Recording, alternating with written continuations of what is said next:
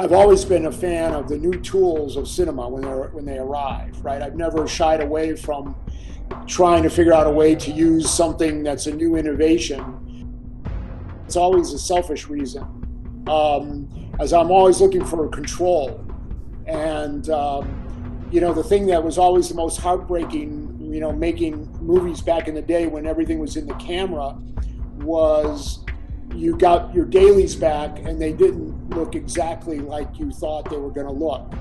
The thing that's interesting about the movie industry is that there's no research and development. It all happens when the necessity of a movie creates a reason to build a new tool. So I'm always looking for these new tools and how, they could help make movies look more interesting.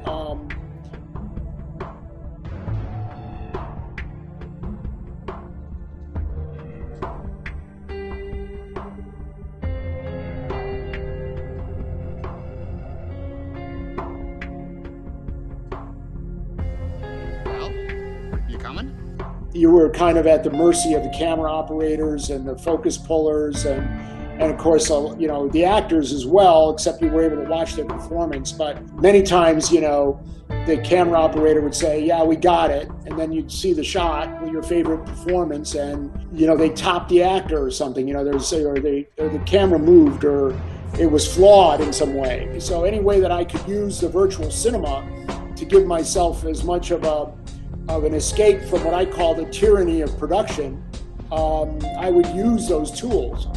And so I embraced it a lot because it gave me control over basically the entire part of physical filmmaking. And the only thing, but it kept the magic of what the performer would do. For me, it was a perfect blend of the two things.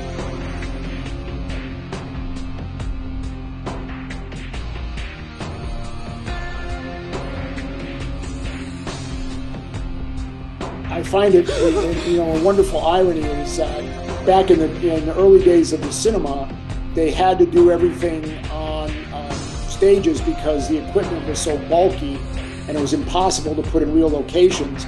And then, of course, everything became much more portable and we could shoot everything, anywhere we wanted.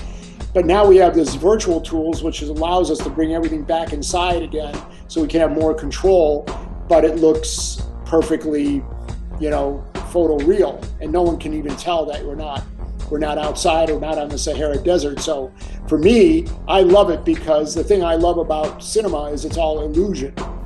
And, anytime I can create an illusion that, tricks the audience, I'm all in on that.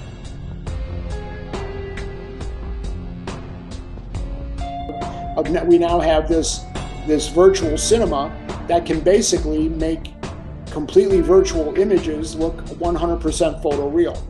And that's where we are today in the world. So filmmakers can do anything that they want now. And they're only limited by their own imagination. And they can create any environment, they can create any character, any creature, whatever they want to do. Camera move, it's all at their disposal.